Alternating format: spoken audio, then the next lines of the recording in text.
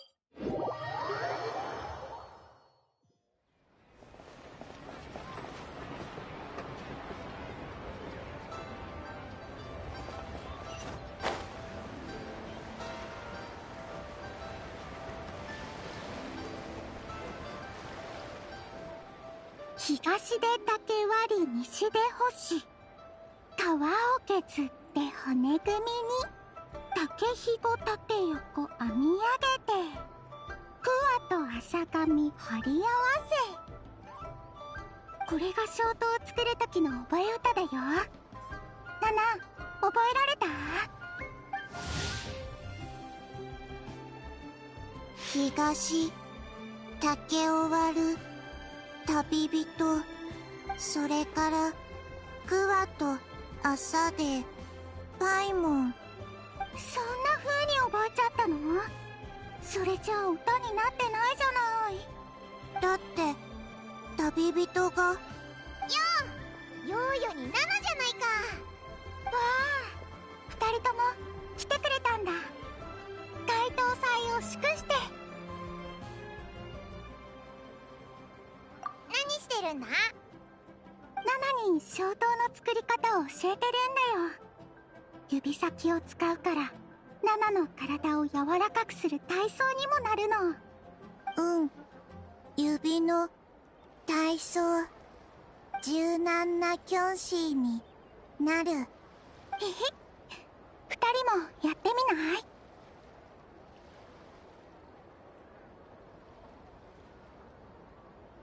そっか。とにかく今年は小刀をたくさん用意しないとね。夜が暗くなりすぎないように。夜が暗くなりすぎるってどういう意味だ？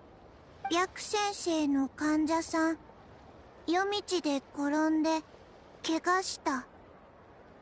あの日月がなかった。だから真っ暗で何も見えなかった。月がなかったって雲に隠れてたのか？うん、戦書曇月。長生が言ってた。意味は忘れた。沈玉の谷に昔から伝わる神話なんだよ。戦書っていうのは天にいる大きなカエルで月を食べちゃうの。月が食べられちゃったのか？お話だってば。空に本当にカエルがいるわけないでしょ。師匠に聞いたことがあるんだけど、神話っていうのは昔の人がどんな風。ヨーヨはその夜見れなくて、その後何日も月様を見張ってたけど、ちゃんと夜空に浮かんでた。でもナナが言うには総務士の人が現場を調べてたみたいで、すごく真剣だったんだって。本当に何かあったのかもしれないね。総務士まで動いたのか？ちょっと心配だな。大丈夫。パイモンは飛べる。暗くても転ばない。そうそう、パイモンちゃん。そんなに眉間にシワを寄せちゃダメ。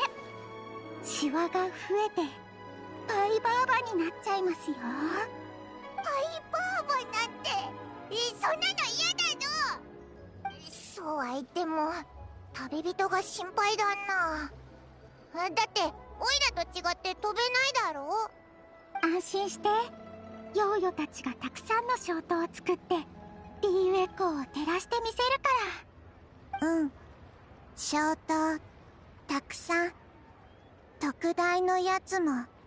そうそう、忘れてた。あのね、今年の特大の消灯はお月様を守る仙人様を祀ったものなんだって。あの方がいればお月様は絶対大丈夫。あの白い馬がか？もしかして白馬の仙人なのか？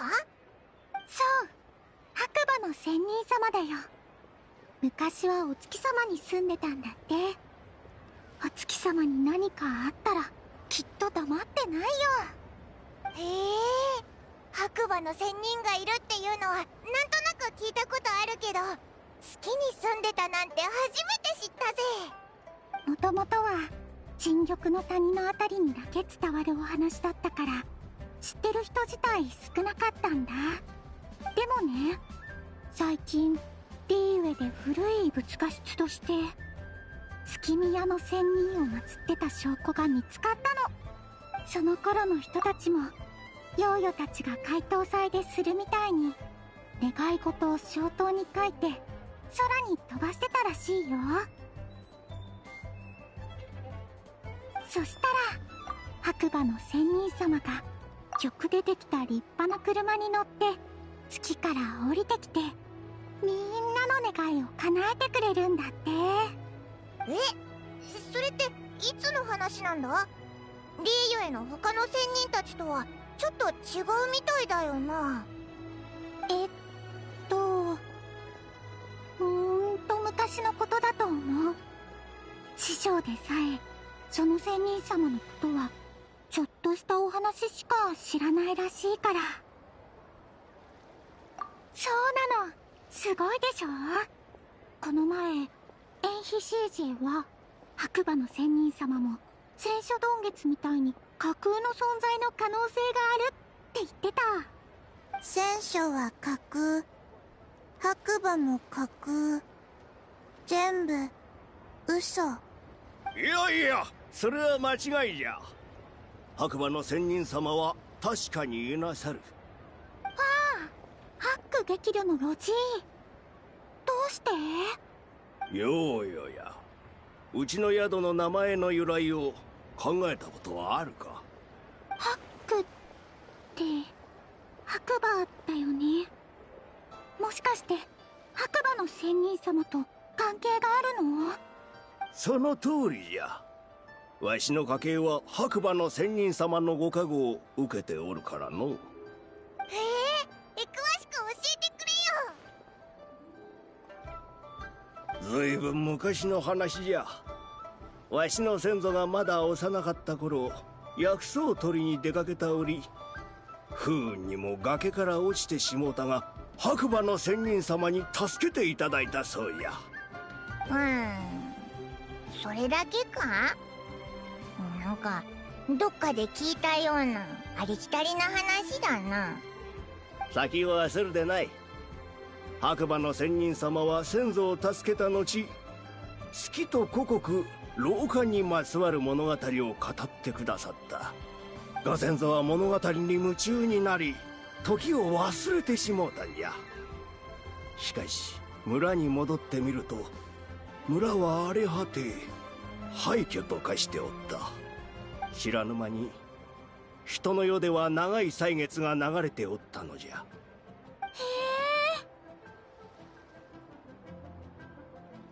さらに不思議なことに、それはなんと全て夢だった。先祖が目を覚ますと、崖から落ちた場所でまだ横たわっておったんじゃよ。まるで何もなかったかのようじゃった。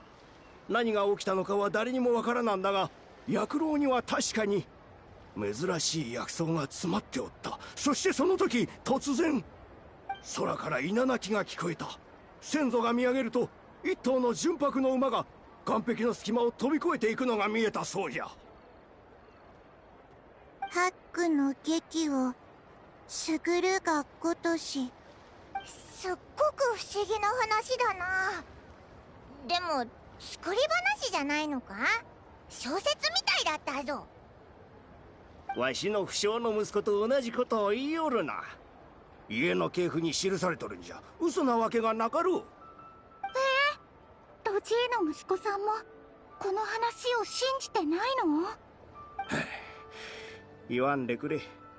信心だけならまだしも、うちの屋号まで変えようとするとは親不孝にも程がある。わしも年じゃからそろそろ息子に任せようと思うたんじゃが、ハック激旅という名前は響きが物悲しすぎる。これでは客が防除旅館に流れてしまうと言い出しよってな。話にならん。防除旅館はあんなに遠く離れた場所にあるのじゃぞ。確かにな。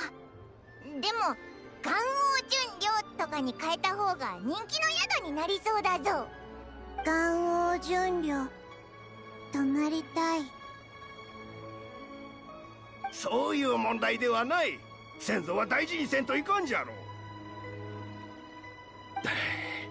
う。やから小刀に願い事を書いた。白馬の仙人様、どうかお姿を見せてくだされ。我が具足が己の愚かさを悟るよう力を貸してくだされと。なんかよくわからない話だな。勝利に聞きに行ってみようぜ。何か知ってるかもしれないぞ。勝利先生は物知りで、師匠でもわからないようなことでも教えてくれるからね。来る時に見かけたよ。三杯酔いでお茶を飲んでた。それじゃあ出発だ。じゃあヨーヨとナナは小刀作りの続きをしてるね。二人とも気をつけていってらっしゃい。バイバイ。バイも旅人。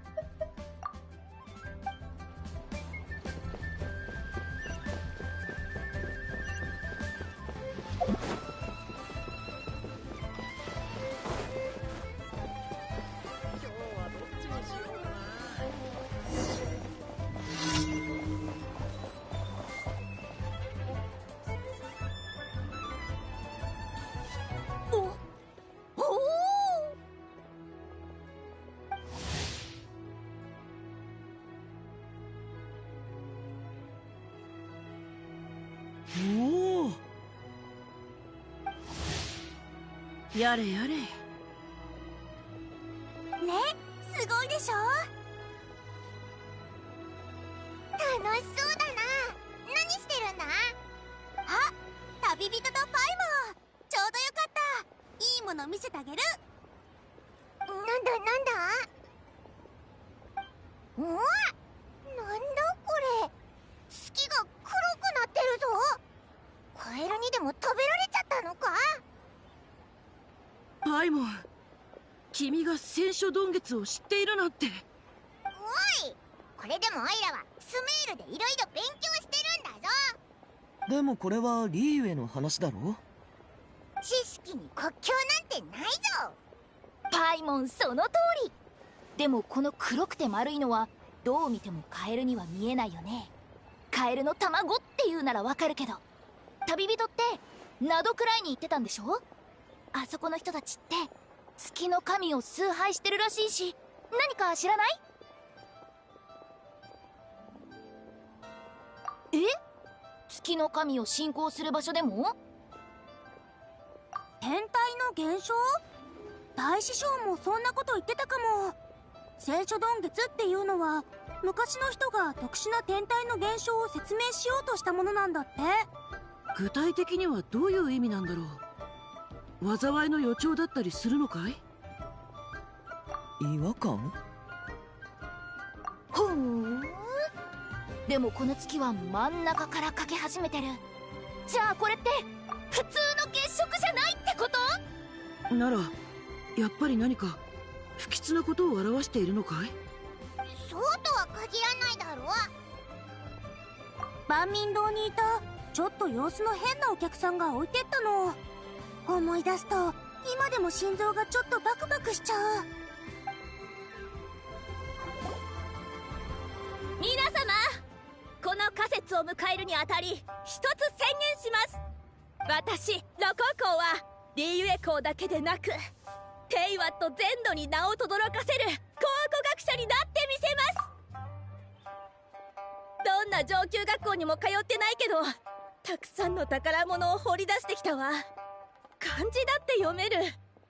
それに父さんが言ってた、苦労を重ねた者こそ成功者になれるって。私もそんな人になるわ。きっと名を上げてみせる。なんだ黒瀬鈴木の唐辛子煮込みを食べ過ぎて気が狂ったんじゃないのか？ちょっと甘く見ないでよ。教えてあげる。老韓国の宝物を発掘したの。戦書洞月の写真だって撮ったわ。老韓国？戦書洞月？やっぱり黒瀬鈴木の唐辛子煮込みを食べ過ぎて気が狂ったんじゃないのか？ちょっと聞こえてるわよ。黒瀬鈴木の唐辛子煮込みはね、私の大好物なんだから。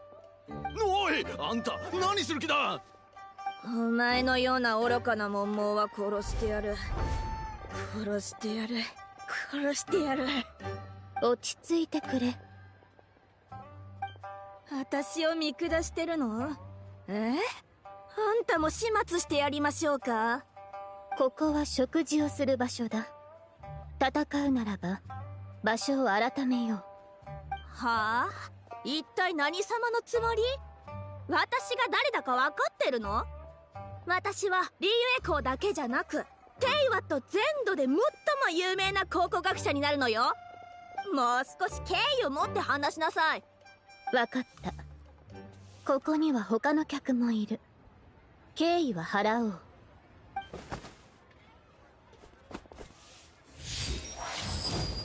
うなったんだ？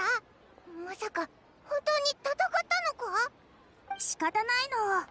その後どこからか取り出したシャベルを振り回してテーブルをひっくり返して2人のお客さんを怪我させちゃったんだもん。それで仕方なく彼女を取り押さえて総務士に連れて行ってくれたの。おばさんがいなきゃ危なかったな。そうなの。後でお店の片付けをしてたらこの写真を見つけて落とし物だと思って持ってきたんだ。戦書洞月の写真を撮ったっていうのはこの写真のことな。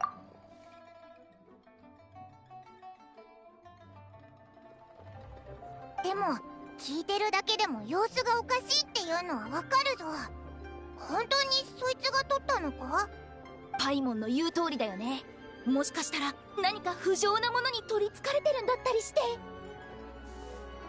おばさんがいたんだから、もし何かに取りつかれてるなら気づいたはずだ。それも一理あるけど、そいつは老韓国の宝物って言ってたんでしょ？フータオ、もしかして。そう、もしかしたらすごい古代の遺物を盗掘してやばい古代の怨霊に取りつかれちゃったのかも。怨霊の神通力がすごすぎて、あの神格さんですら気づけなかったってわけ。それは想像力が豊かすぎない？もし本当にそうだったとして、怨霊が万民堂に来る理由なんてある？わざわざ私の作った黒瀬鈴木の唐辛子煮込みを食べに来たっていうの？シャンリンの腕前には怨霊だって引き寄せられちゃうかも。ちょっと待て、そいつ老韓国って言ったのか？モイラ、どっかで聞いたことがあるぞ。老韓国？兄上が言っていたけど、最近リーユエで出土した古代遺物には瑠璃や玉、銅製品が多いらしいんだ。刻まれた文字も部分的に解読されていて、その中に老漢の名や詩が含まれていたそうだよ。つまり老漢って名前の国があったってことか？でもいつその言葉を聞いたんだっけか？お前覚えてるか？そうそう、思い出したぞ。ロジーの先祖が白馬の仙人から聞いたんだったよな。白馬の仙人？ああ、もう特大の消灯を見に行ったんだ。おお、白馬の仙人ってすっごく不思議な仙人なんだ。ピンバーヤですら会ったことないらしいぞ。白馬の仙人ってさっきの金木上皇月光のことじゃないの？フータオ、君がそう信じているだけで他にもいろんな説があるんだよ。慶作層のお年寄りの話では、魔人戦争の頃、聖戦から白馬が飛び出して仙人に姿を変え、元王帝君の戦いを助けたという。陳玉の谷ではこの仙人は時の娘であったとされていて、より古い時代に活躍していたと考えられているんだ。一方で古い文献や今回出土した古代遺物によると、彼女は凡人の願いを聞き入れ、光天と月の恩恵を地上にもたらす使者でもあったらしい。だから僕たちは願いを消灯に書き込むんだ。難しいよ。結論だけ教えて。白馬の仙人は結局どういう存在なの？残念だけどまだ結論は出ていないんだ。物知りな旅人に聞いてみたらどうだ？こいつも知らないんだってさ。だからもっと物知りな勝利に聞きに来たら、お前たちにばったり会ったってわけだ。なんだ、勝利さんを探してたんだ。勝利さんなら林道さんとお茶してるよ。飛行居で骨董展覧会をやるんだって。骨董展覧会？なんだそれ。さっきゆくあきが話してたような文化的価値のあるものの展示会、今夜開催されるの。だから今夜は港の大きな船のところにいると思うよ。じゃあそれまでどうする？とりあえず総務士に行って白馬の仙人のことを聞いてみないか？ついでに月のことも聞けるだろ。総務士に行くんだったらついでにこの写真を届けてくれないかな。落とし物だし返してあげないとね。それに総務士の調査にも役立つかもしれないし。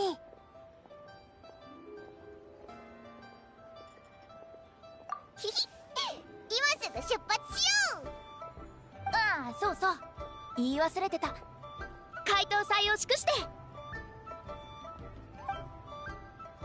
時間があったら一緒にご飯食べに来てね。約束だ。あ、ふと思ったんだけど、その写真ってもしかして偽物なんじゃないか？偽物？つまり彼女は学術的な成果を得るために偽物を作ったってことかい？超冴えてるね。そこまで考えつかなかったよ。じゃあ今夜その場所を見に行ってみない？場所なら知ってるよ。異議なし。家に帰るのが遅くなると叱られてしまうかな。ちょっとそんな顔しないでよ、行くあき坊ちゃま。こんなの慣れっこでしょ。叱られたらシャンリンのごちそうで慰めてもらえばいいよ。いい考えだね。君子たるもの、命を懸けても共に付き合うものだ。へえ、私をはめようって言うんだ。いいよ、約束ね。今夜は絶対行くから。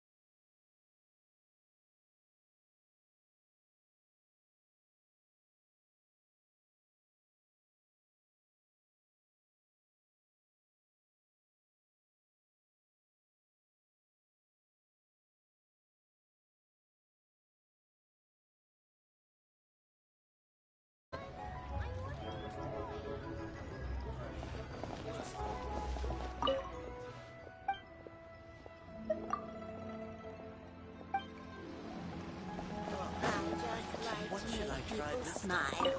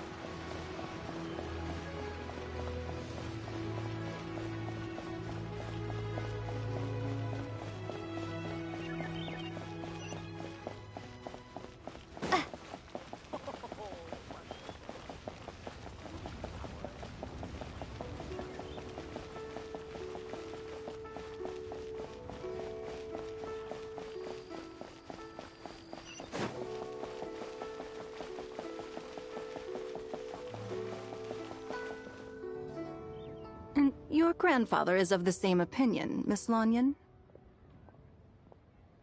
Yes. On Lantern Rite, the moon shall go dark. That's what the signs are indicating. Celestial observation isn't Grandpa's strong suit. But he discussed it with several other elders from our clan, and their conclusion was the same. It's consistent with the information we've received from other sources as well. You mean the whole thing? About the legend of Jonju the Moon Devourer? Happening in real life? Yes, that's one of them. So it's true. I thought it was just a rumor. It's true. But right now, the bigger issue is that all our sources indicate the phenomenon's gonna happen again. I'm not sure this bodes well. Let's remain optimistic for now. We're making progress interpreting the artifacts, and Ganyu is consulting with the Adepti as we speak. Besides, apart from the incident at Wanmin Restaurant, there haven't been any other moon-related disturbances. Ningguang, Keqing, and Lanyan! You're all here! Oh, Traveler! And Paimon! It's been a while. Happy Lantern Rite. Yes, happy Lantern Rite. What brings you here, though? I thought you'd be in the harbor enjoying the Shao Lanterns. You're certainly not the type to visit Yujing Terrace for no reason. Is there something I can help you with? What? We're not allowed to just drop in on our friends during the festive season? I was only teasing. You're welcome to visit us anytime you wish. Happy Lantern Rite. Oh, and about all the moon business you were just talking about? We have something to show you. Here, take a look! Whoa! Something really did take a chunk out of the moon. Someone managed to capture a picture of it. Is this Jonju, the Moon Devourer, then? Even though we confirmed this event took place, I still can't quite believe what I'm seeing. Where did you get this picture? From Xiangling! She found it when she was cleaning up after that customer caused a scene. She thinks they must have dropped it. Wait, is this Chawang Terrace? No, it's just where I'm from. It said that Chawang Terrace was where the ancient people of Chenyu Vale communicated with the heavens. And in this picture, the moon happens to be right above Chawang Terrace. I was just surprised, that's all. It's probably just a coincidence.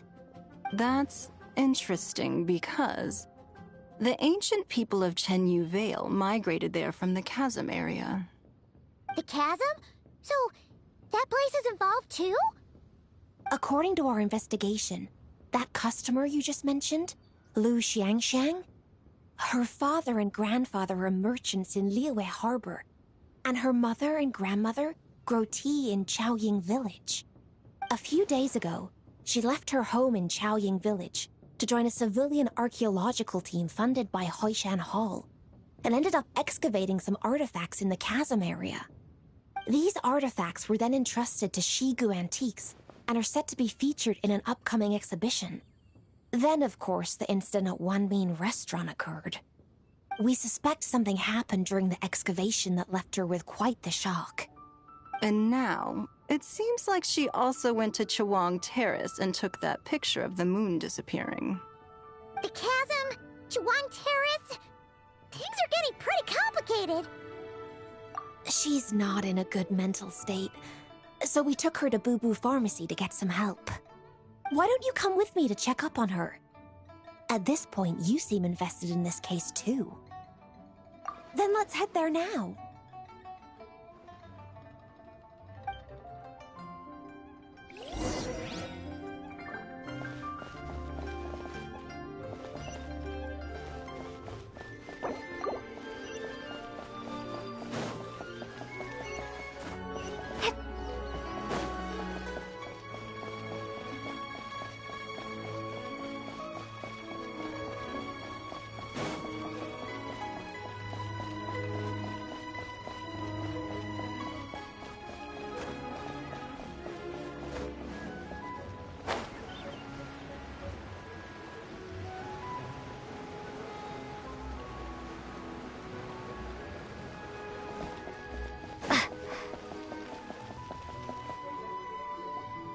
Ah, Lady Yuheng.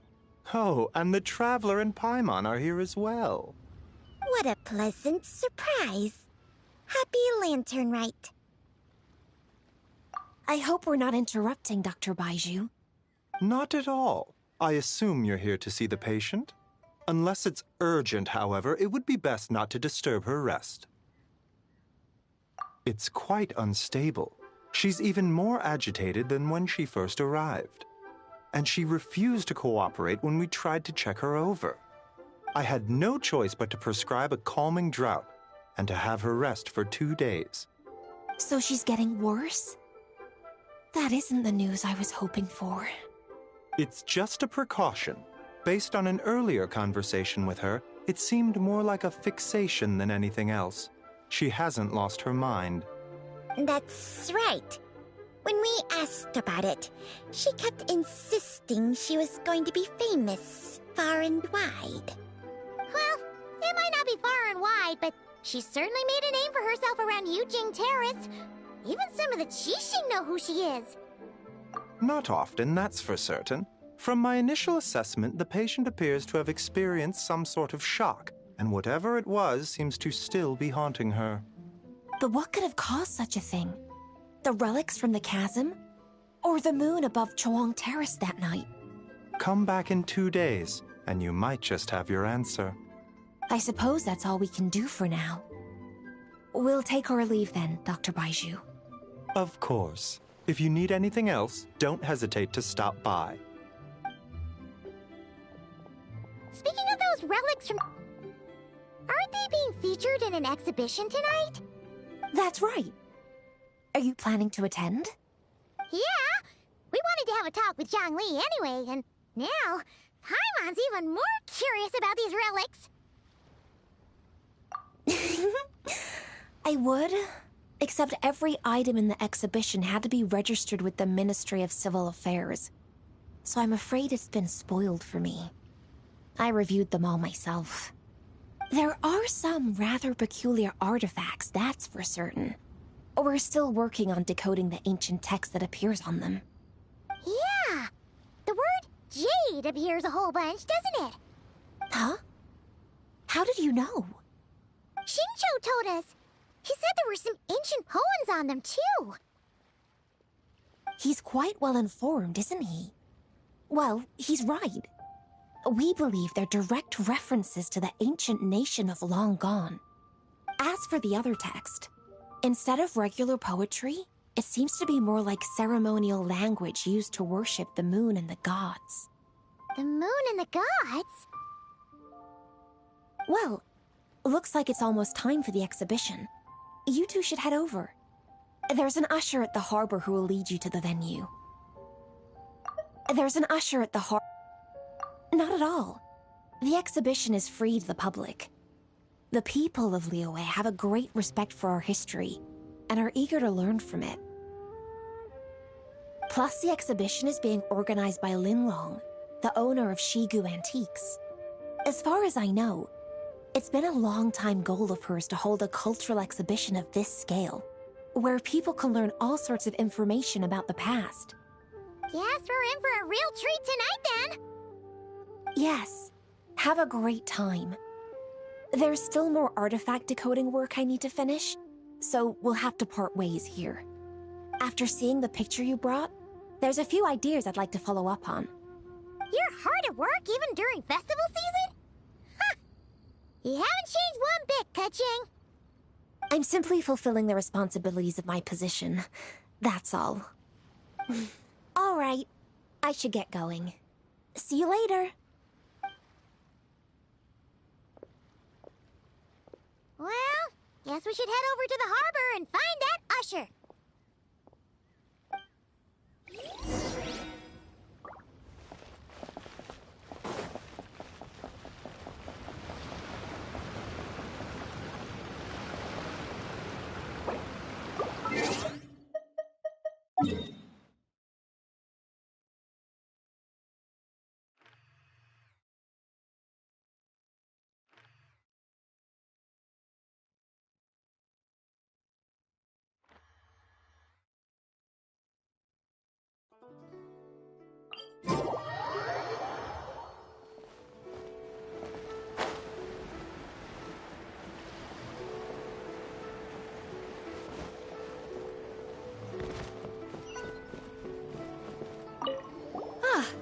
Here for the exhibition? I can take after you. Whoa!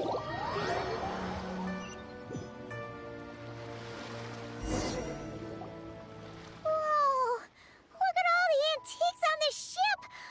It's almost too much to take in! Greetings. I trust you've been well since last we met? Aha! Speak of the devil! You're right where Hu Tao said you'd be! Ah, so Director Hu gave me away, did she? Don't act like you're up to some super secret business! We know you just do whatever you feel like. Yo, Traveler! Paimon! What's up? It's been a while, you two. Happy Lantern Rite. Beidou! Yunshin! It's great to see you! You're here for the exhibition too? Yes. When I heard these artifacts were from ancient times, I just knew I had to come learn more about them. I mean, what a discovery, right? Yeah, Ningguang pretty much said the same thing. She thought coming here might help culture me up or something. But as you know, I'm more of a fists and punches type of person. I doubt one exhibition is gonna change that. You're too modest, Captain. You're the leader of the Crux fleet. That takes far more skill than just fists and punches. Plus, at the end of the day, you still decided to come, even though you didn't have to listen to Ningguang. Well, she's the Tianquan. If she can't even get an average ship captain like me to do her bidding, how's that gonna look? You sure know how to think from her perspective, huh? I guess I do. Anyway, how's everyone enjoying the exhibition? I heard that if you see something you like, you can negotiate the price with the owner and take it home.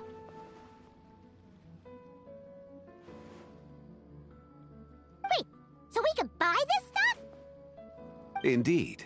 Although Shigu Antiques is hosting this exhibition, many of the items come from private collectors. As long as both parties reach an agreement, you can make an offer of mora or an equivalent trade. Well, shall we continue our conversation as we look around? Let's go! Paimon's super curious about all this stuff.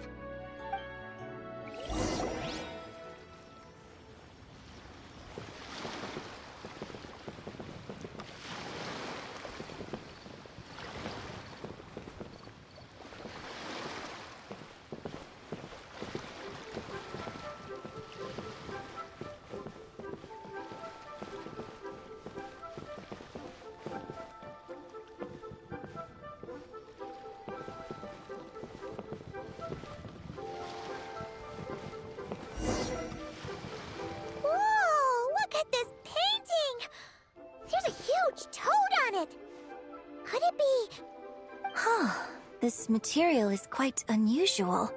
It doesn't look like paper. More like silk, or some other kind of fabric. Yeah, I was thinking the same thing. Well spotted. This is a painting of Jianju, the Moon Devourer, made primarily with mulberry silk. Such craftsmanship is rarely seen in modern-day Liyue. Ha! Jianju the Moon Devourer! Paimon knew it! That toad made it super obvious. What's that? A new dish at Wanmin restaurant? No! It's a kind of lunar eclipse. You heard about how the moon disappeared recently, right? Oh, yeah. You're saying a toad did that? It's what the legend says. So, nothing to do with food then. Noted. And the figure next to the toad. Is that the white horse Adeptus?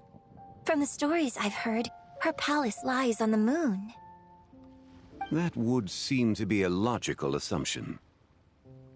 No. In fact, this item was discovered in Chenyu Vale, and many years ago at that. Oh, so it's from Chenyu Vale? Actually, that's not quite right. You see, this painting is primarily comprised of mineral-based pigments, such as cinnabar and azurite, which are usually found within stratified rock. This suggests its place of origin may very well have been the chasm. You could have just started with that. You're as knowledgeable as ever, Mr. Zhongli. I had only ever heard the legend of Jianju the Moon Devourer, but now seeing it depicted in this painting, I wonder, if I purchased it, perhaps it could serve as inspiration for a new opera. Though I'm not quite sure who the painting belongs to right now. A splendid idea, Miss Yoon. Perhaps in lieu of mora, you could offer the lyrics to said opera as recompense. The lyrics? But to whom? Why, to me, of course. I am the owner of this painting, after all.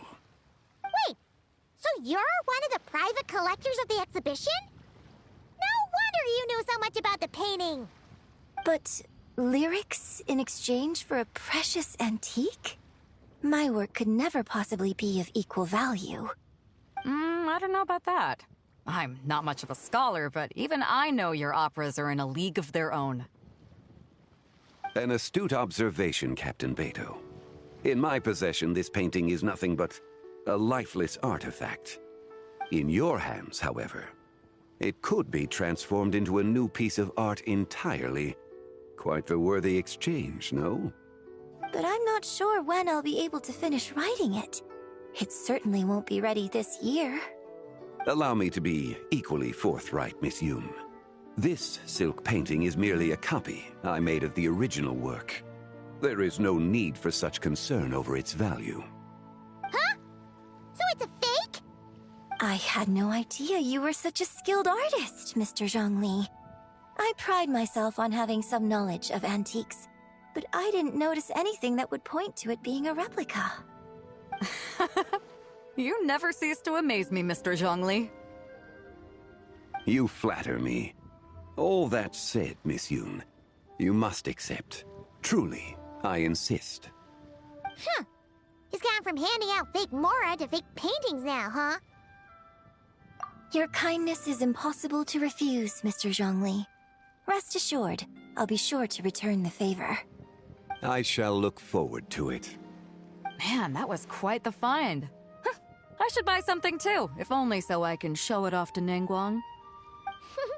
Let's keep going and see what we can find.